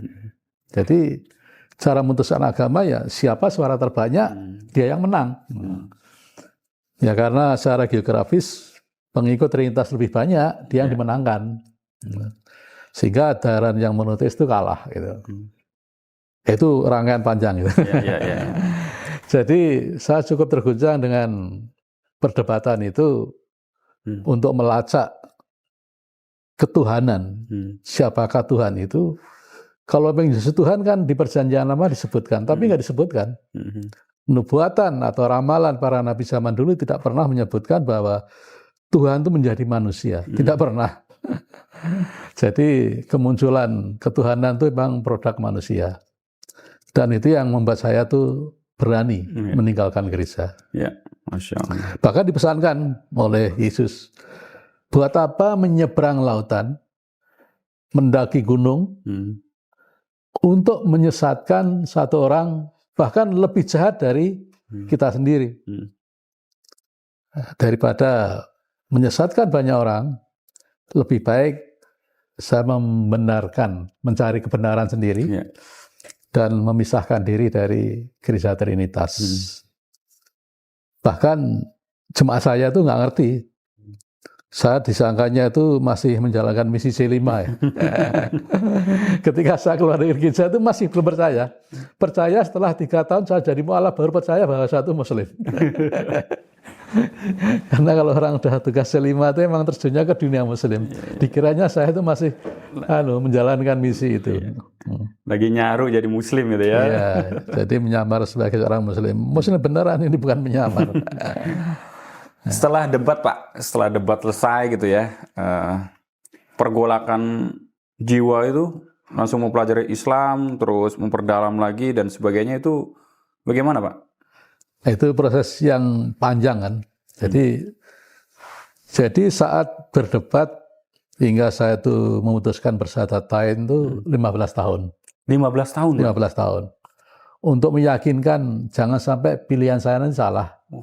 Sudah keluar dari gereja, mengkhianati Tuhan Yesus, salah lagi. Salah pula gitu ya. Makanya saya harus yakinkan bahwa kajian, menganalisis setiap pernyataan pendeta, setiap pernyataan tokoh-tokoh ulama Muslim, itu saya kaji betul. Jadi waktu saya banyak untuk melakukan penelitian ya. Nah, dari situ akhirnya saya berani bersikap. Jadi kan sekarang banyak mualaf tuh bisa melalui pernikahan. Saya jadi mualaf karena mau menikahi seorang wanita Muslim. Jadi kalau saya prosesnya ya betul-betul tahu bahwa yang saya lakukan pada waktu itu salah dan saya harus tinggalkan. Maka setelah mualaf saya mengajak para mualaf untuk mengenali apa sih kesalahan gereja. Jangan sampai tidak tahu kesalahan gereja sehingga ketika didekati oleh misionaris lagi, dia bisa balik lagi. Dan itu ada terjadi. Banyak itu ya? Ada terjadi, saya nggak menyebutnya banyak. Ya nggak banyak. Cuma orang-orang yang sudah terhimpit secara ekonomi, gereja menawarkan tawaran yang menjanjikan, ya, tidak ada kesulitan dalam hidup, ya mereka kembali. Setelah masuk Islam, lalu kemudian mempelajari Islam, kan masih nyangkut misi-misi yang dulu ya, yang Bapak bawa. Apa sih Pak perbedaan yang mencolok Pak tentang tauhid ini Pak, tentang ketuhanan? Ya, tentang ketuhanan ini setelah saya jadi mualaf nih ya. Setelah saya jadi mualaf, bagaimana sih menjadikan Allah itu satu-satunya ilah? La ilah, tidak ada ilah. Ilallah kecuali Allah. Nah itu kalau kita pakai rasa, karena akidah itu bisa pakai secara pikiran, mengenal secara pikiran, dan mengenal Allah itu nyata. Nah itu terjadi dalam diri saya, apakah Allah itu nyata? Kalau saya itu mengatakan la ilaha illallah. Nyatanya ketika saya berinteraksi ya, saya berinteraksi. Contohnya misalkan, inna ma'al usri yusra. Ketika saya menghadapi kesulitan, itu disertai solusinya. Allah tuh nggak pernah memberikan beban dalam diri saya, kemudian tidak ada jawabannya. Nggak seperti itu. Ternyata apa yang difirmankan oleh Allah, di saat ada kesulitan, tuh ada juga beserta kesulitan itu kemudahan.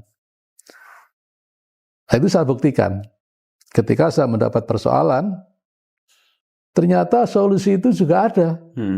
Sehingga kekhawatiran saya terhadap kesulitan itu terjawab. Oh benar, berarti Al-Quran itu.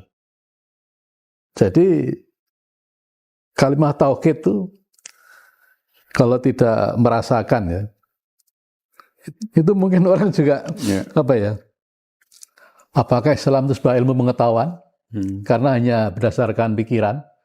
Oh tidak, bukan hanya ilmu pengetahuan, tapi sebuah kehidupan nyata yang saya sendiri mengalami. Di tengah pergolakan saya dalam keluarga, itu kan masa sulit. Di saat masa sulit itu Allah juga berikan solusi. Inna ma'al usri yusra. Di saat saya mengalami pergolakan dalam keluarga, juga ada kemudahan yang Allah sediakan. Jadi fasenya itu saya berhenti dari gereja, mengendap dulu 1 tahun nggak ngapa-ngapain. Istri saya juga ngikuti, anak saya pertama ngikuti, anak kedua ngikuti lebih panjang lagi 5 tahun. Itu artinya kalau melihat kondisi seperti itu ya, sebuah kondisi rumah tangga yang sedang bergolak, itu bisa saja secara ilmu pengetahuan lepaskan kan gitu. Akhirnya muncullah talak. Itu tidak terjadi. Mengingat Rasulullah dulu kan Khadijah juga belum Muslim ya. Rasulullah juga belum diutus jadi nabi. Nah, setelah Rasulullah jadi nabi, jadi Islam, kan itu juga sebuah proses. Akhirnya mu'alaf pertama adalah Siti Khadijah yang mendukung perjuangan Rasulullah. Setelah saya mu'alaf, yang sangat menenangkan saya itu, istri saya itu biasa diajak atau ditinggal berdakwah. Dan tidak pernah merasakan beban yang terlalu berat, terutama dalam hal ekonomi. Karena pandangan banyak masyarakat, orang kok dakwah ke sana kemari, terus istrinya suruh makan apa kan gitu. ya makan nasi orang Indonesia. Ya Allah akan selesaikan solusi itu. Di saat kesulitan menghimpit, juga ada jalan keluar yang Allah berikan. Jadi setelah mu'alaf itu Allah mentauhidkan Allah, mengesahkan Allah itu bukan sekedar pengetahuan, tapi sebuah kehidupan, dan ini yang harus dialami oleh seluruh mu'alaf. Maka ketika dalam kajian-kajian mu'alaf, saya menekankan betapa pentingnya perhatian ke sesama saudara muslim, khususnya mu'alaf. Karena ada ayat Injil ya yang mirip sekali dengan hadis Rasulullah.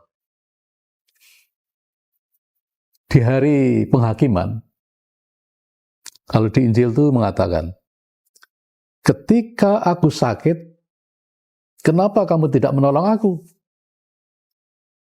Padahal kalau kamu mengunjungi saudaramu yang sakit itu, kamu akan melihat aku di situ, di sampingnya, yang si sakit itu. Nah itu juga disabdakan oleh Rasulullah. Dan seorang hamba yang tanya, bagaimana Paduka ini sakit? Kan Paduka itu Tuhan semesta alam. Ya bukan aku yang sakit, tapi saudaramu yang remeh, yang tidak pernah dihargai, bahkan orang menganggap, wah, masyarakat nggak berkelas. Kalau kamu mau perhatikan dia, maka kamu juga akan melihat aku bersama dia. Jadi terhadap mu'alaf-mu'alaf yang lain dalam binaan kami, saya mengajarkan untuk saling memperhatikan satu dengan yang lain, yang dalam bahasa Islam disebut ukhuwah, saudara Islam. Secara silsilah mungkin tidak ada, nggak ada hubungannya orang tua saya dengan orang tuanya dia. Tapi itulah persaudaraan dalam Islam, persaudaraan yang terjalin setelah seorang menjadi mu'alaf. Tantangan terbesarnya apa Pak setelah masuk Islam tuh Pak? Selain dihimpit ekonomi dan sebagainya, apa Pak? Tantangan terbesar adalah kondisi perekonomian. Berarti tetap ekonomi ya? Pertama ekonomi, yang kedua akidah. Akidah? Kalau seorang mu'alaf tidak ditopang dengan ekonomi yang baik, Ya. bahkan dulu sebelum ada lembaga mu'alaf ya, Iya, belum ada lah dulu. banyak mu'alaf itu setelah syahadat ya sudah mau gabung masjid mana silahkan gitu. Nggak ada pendampingan sama sekali. Ya? Nah, nggak ada pendampingan. Itu yang saya prihatinkan. Dan yang dirasakan oleh Pak Ahmad, Pak Hasan. Saya perhatikan baik di Jogja, di kota lain, banyak mu'alaf itu setelah syahadat silahkan mau gabung ke masjid mana silahkan. Harusnya didampingi. Mu'alaf nggak tahu gabung kemana dan harus bagaimana.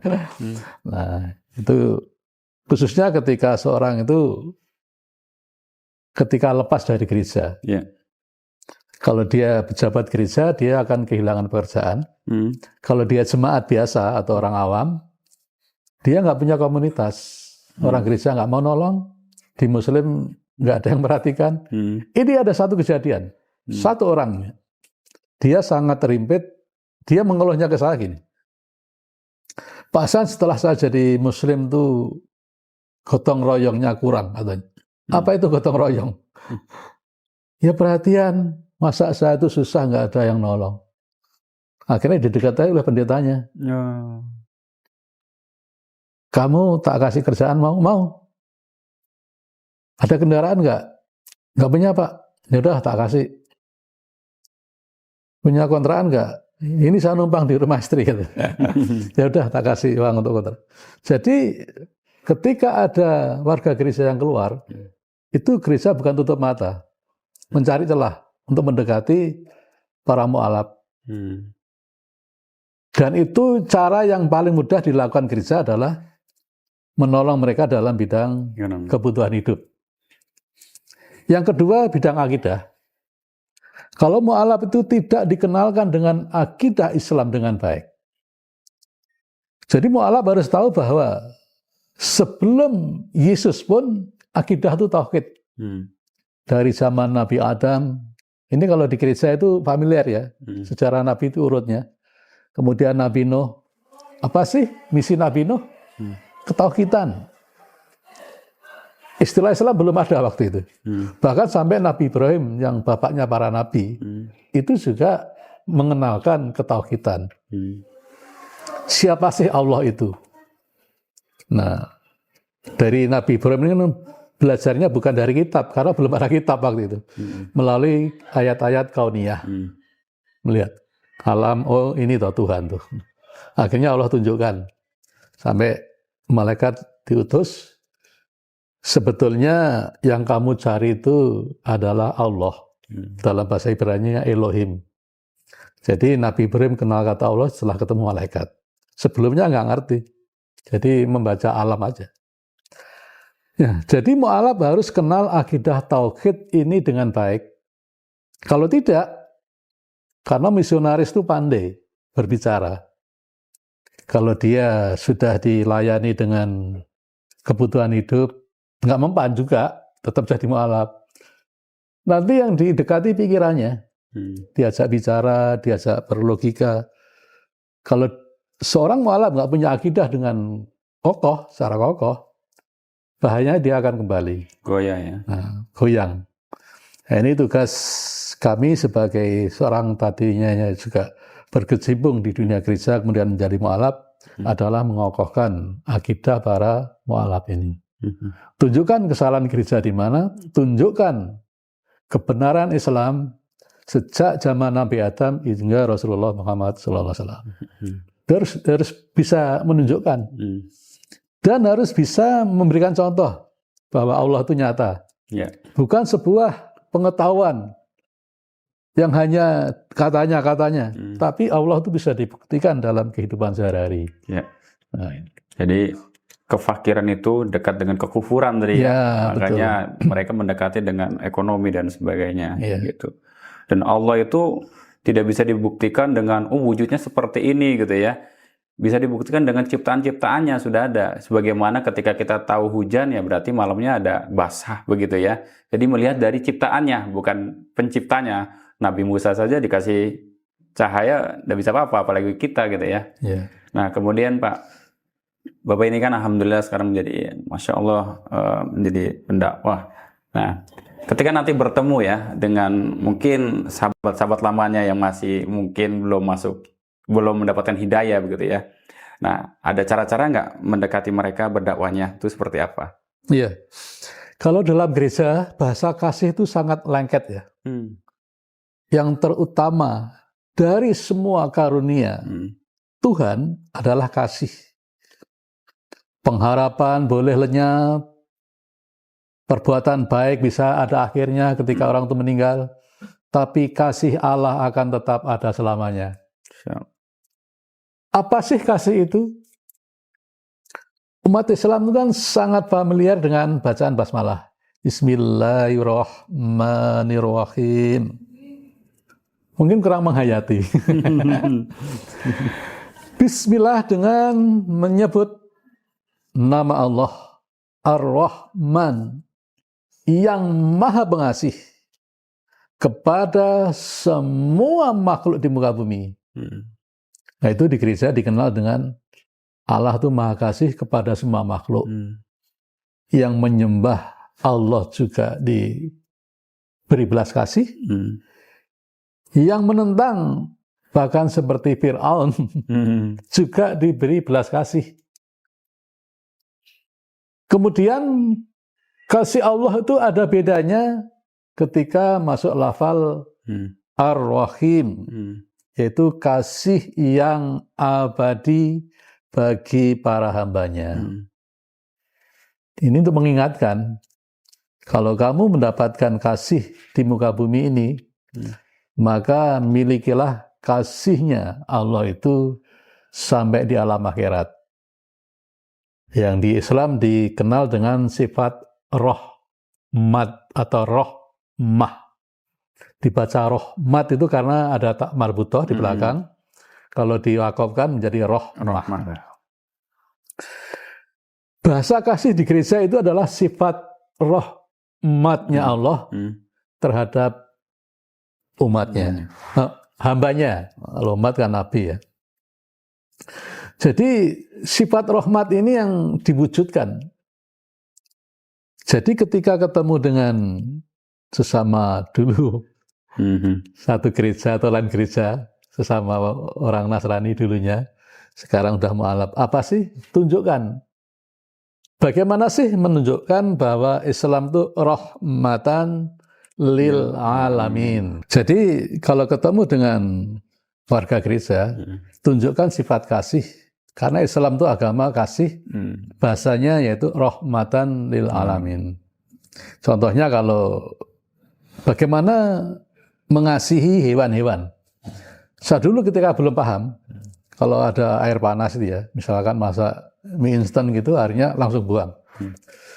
Nah kalau tahu bahwa tempat itu ada cacing, ya jangan dibuang tempat itu dong. Buanglah ke tempat kira-kira tanah itu tidak ada cacingnya misalnya. Itu bukti bahwa kasih, karena Allah itu walaupun makhluk sekecil apapun mendapatkan rahmatnya Allah. Nah itu saya praktekkan dalam kehidupan. Jadi kalau buang air panas jangan sembarang tempat. Apalagi terhadap manusia. Nah, kasihnya Allah itu, rahmatnya Allah itu kalau tercermin dalam sifat Rahman, manusia bebas memilih mau menentang, mau menyembah. Kalau yang menentang nanti kasihnya itu berakhir ketika manusia itu meninggal. Tetapi bagi hamba-hamba Allah, karena disebut hamba dari kata abdun, orang yang mengabdi, orang yang menghambakan diri kepada Allah, maka kasih itu akan dilanjutkan pada level ar-Rahim, yaitu rahmatnya Allah yang bersifat kekal abadi di akhirat nanti. Jadi ini yang bagi saya tuh apa ya? Bagaimana yang mencintai orang yang berbeda keyakinan. kita akidah tauhid, sana enggak. Ini sulit sebetulnya, tapi itu harus dilakukan. Jadi saya sendiri di samping membina mu'alaf itu belajar bagaimana mengasihi dalam pengertian rahmat ya. Dalam pengertian rahmat terhadap saudara sebangsa yang beda keyakinan. Bisa enggak sih saya itu memberikan belas kasih kepada orang-orang Nasrani di kampung yang Sabina itu mayoritas ya. Karena muslimnya 7 keluarga. Minoritas. Saya mengajarkan tetaplah berbuat baik. Berikan senyum. Senyum itu nggak pakai modal, cuma senyum aja. Sudah ada balasannya dari Allah. Cuma senyum. Apakah senyum itu harus tersenyum terus? Enggak. Senyum itu juga artinya ramah. Milikilah wajah yang ramah. Saya dulu sempat waktu masih di gereja. Di kantor itu ada seorang di front office ya. Dia nyambut saya tuh, saya jadi teringat pelayan gereja itu kan ramah-ramah. Saya tanyai, loh mbaknya dari gereja mana? Karena nggak pakai kerudung itu. Oh, jadi langsung bisa nebak dari gereja? Saya tanya, mbaknya dari gereja mana? Loh, saya muslim mbak. Oh muslim tuh, saya kaget. Karena nggak berkudung. Tapi mbaknya itu kalau menyambut tamu-tamu yang datang tuh seperti orang-orang di gereja. Kami dilatih seperti ini pak. Sama? Ya perusahaan. Oh. Jadi saya masuk ke perusahaan tuh. Jadi mbak-mbaknya yang di depan itu yang terima tamu itu kan. Itu seperti yang saya lihat kalau di gereja tuh terima tamu tuh ya seperti itu. Iya, Masya Allah. Makanya di Islam ketika Rasulullah mengajarkan tersenyum itu berpahala, itu ya wajah ramahnya. Jadi jangan sampai kalau mu'alaf yang saya bina di tempat minoritas, jangan punya wajah yang muka masam, suram, masam.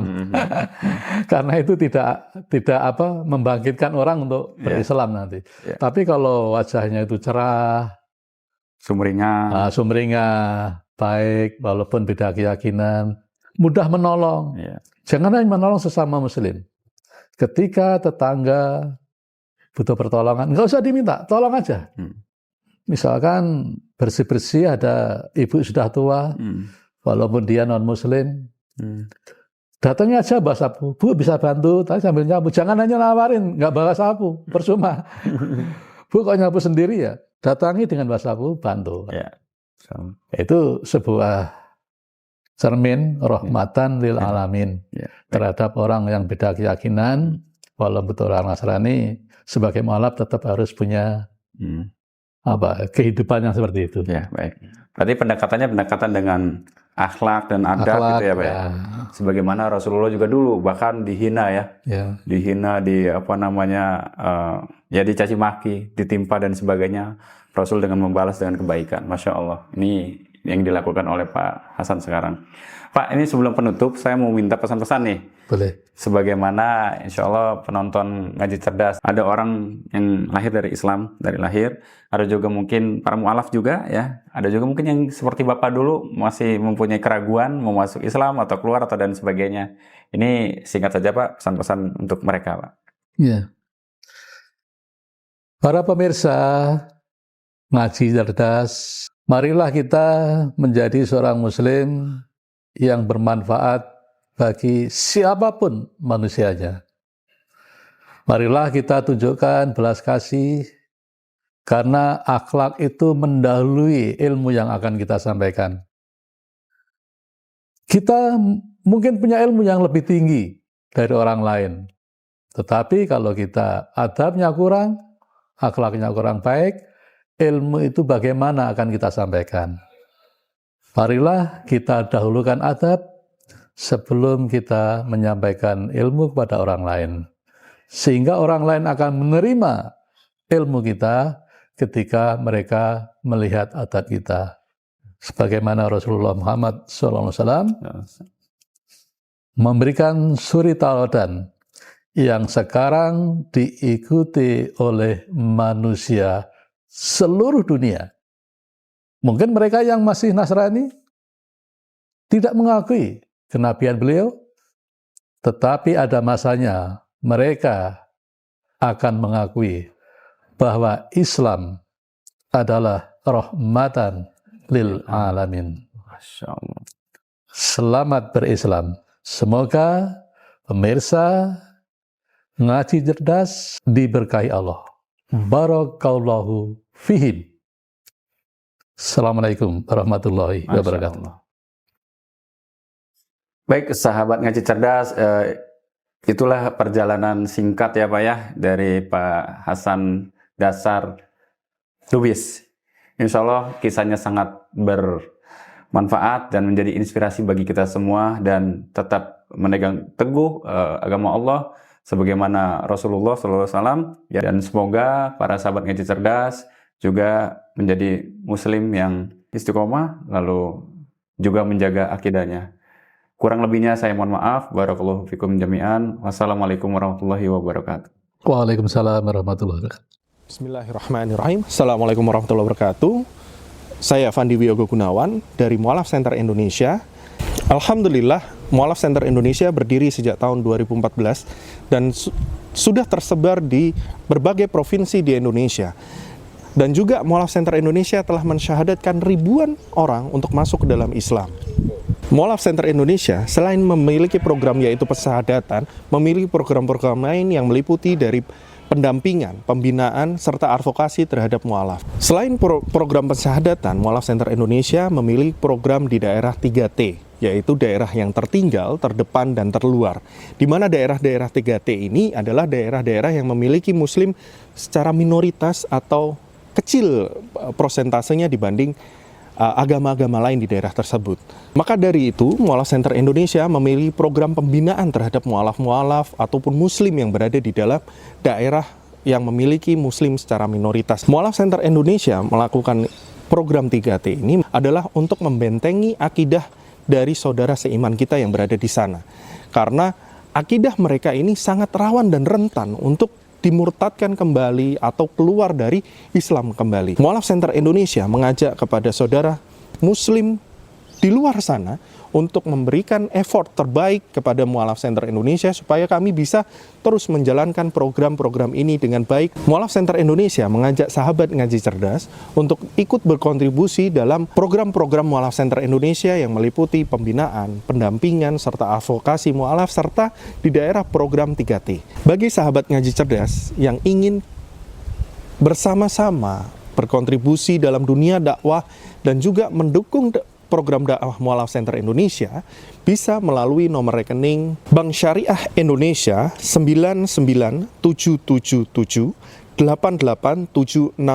atas nama Mualaf Center Indonesia.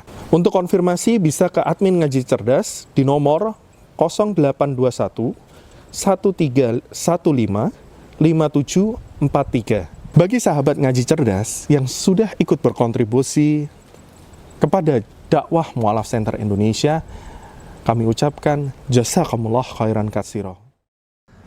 Bismillahirrahmanirrahim. Assalamualaikum warahmatullahi wabarakatuh. Ya, kembali lagi ya teman-teman sekalian yang dirahmati oleh Allah Subhanahu wa taala, bersama dengan saya Hendriko Santoso selaku narasumber di Ngaji Cerdas, mencerdaskan umat. Nah, teman-teman, di sini ada produk bagus nih. Namanya Sultan Parfum. Parfum para perindu surga. Nah, di sini ada 4 macam produk nih. Yang pertama, parfum dengan aroma Raudhah. Parfum dengan aroma Hajar Aswad. Parfum dengan aroma kasturi. Dan yang keempat adalah parfum aroma 2000 bunga. Nah, kalau teman-teman sekalian sedang umroh, lalu pulang ke tanah air dan rindu dengan suasana di Masjidil Haram maupun di Masjidil Nabawi atau di Mekah dan Madinah, teman-teman bisa beli nih Sultan Parfum dengan aroma-aroma yang menyesuaikan dengan suasana di Mekah ataupun Madinah. Nah, selain teman-teman beli parfum ini, nanti teman-teman dapat bonus gratisannya juga. Apa aja sih teman-teman gratisannya? Nih, yang pertama nanti teman-teman dapat kitab atau buku saku zikir pagi dan petang sesuai dengan sunnah. Nah, yang kedua, teman-teman nanti dapat gratis tasbih nih. Wah, lucu banget ya, imut nih. Bisa dibawa kemana-mana. Yang ketiga, nanti teman-teman dapat juga nih kertas untuk bagaimana sih parfum ini digunakan untuk saat suasana apa aja. Di sini udah dijelasnya teman-teman semua. Nah, jadi teman-teman jangan lupa nih dibeli, informasinya ada di sini nih. Nah, dengan teman-teman membeli produk parfum Sultan ini, teman-teman sama saja dengan membantu operasional dakwahnya channel YouTube Ngaji Cerdas. Nah, luar biasa kan? Dengan harga berapa teman-teman sekalian? Cukup dengan 90 ribuan saja, teman-teman sudah bisa dapatkan ini semua nih. Masya Allah ya. Ini semua nih, semua teman-teman bisa dapatkan hanya dengan 90 ribuan rupiah. Teman-teman juga sudah termasuk membantu operasional dakwah, support channel YouTube Ngaji Cerdas. Nah, luar biasa kan? Nah, jadi tunggu apa lagi teman-teman ya? Segera hubungi di sini nih, di link yang tertera di bawah ini ya. Terima kasih ya teman-teman sudah menonton. Assalamualaikum warahmatullahi wabarakatuh.